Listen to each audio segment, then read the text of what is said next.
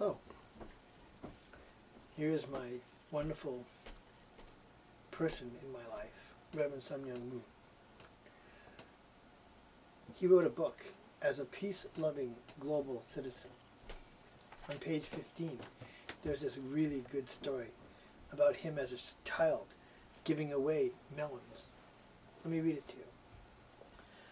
So one day I went to my uncle and said, "Uncle, would it be all right if sometime I were to go to your patch and eat all the melons I want?" My uncle willingly answered, "Sure, that would be fine." So I sent word to all the children that anyone wanting to eat melon should bring a burlap bag and gather in front of my house at midnight. At midnight I led them into my uncle's melon patch and told them, "I want all of you to pick a roll of melons, and don't worry about anything." The children shouted with joy and ran into the melon patch. It took only a few minutes for several rows of melons to be picked clean. That night the hungry children of the village sat in a low clover field and ate melons until their stomachs almost burst. The next day was big trouble. I went to my uncle's home, and it was in pandemonium, like a beehive that had been poked. "You rascal!" my uncle shouted at me. "Was this your doing? Are you the one who ruined my entire year's work of raising melons?" No matter what he said, I was not going to back down. "Uncle," I said, "don't you remember? You told me I could eat all the melons I wanted. The village children wanted to eat melons, and their desire was my desire. Was it right for me to give them each one melon, or should I absolutely not have given them any?" When he heard this, my uncle said, "All right, you're right." That was the end of his anger. I read this story to you today because I wanted you to see the heart of this wonderful, true father, who really, from a young age, was able to exhibit the heart of true love, even to people he didn't really know.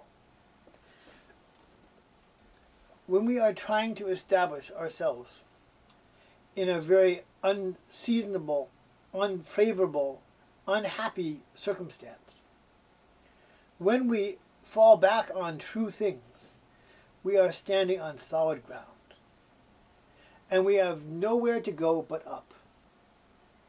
Although Reverend Moon has been persecuted for being too good, being good is really what made Reverend Moon powerful, because he stood on solid ground.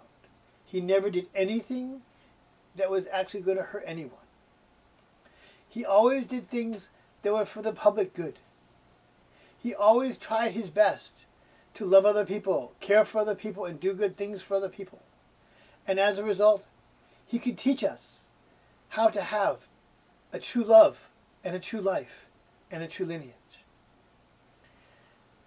4 minutes is not enough to really explain the gory details of all that, but there's a lot to be talked about. So I'll just go into big generalities right about now when I say that this book is a must-read, and you should actually go get it.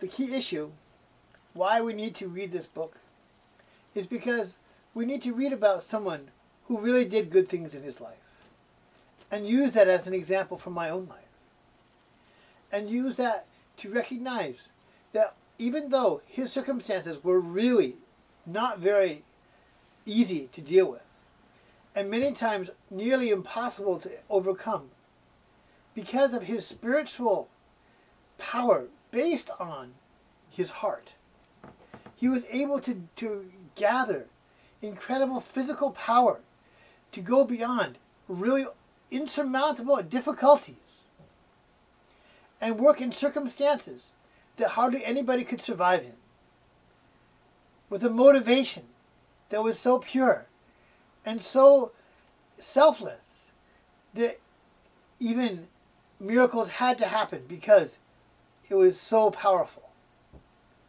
Therefore, when we accomplish this kind of standard in our own life, we have really accomplished the standard of true love, true life, and true lineage. I hope you can read this book.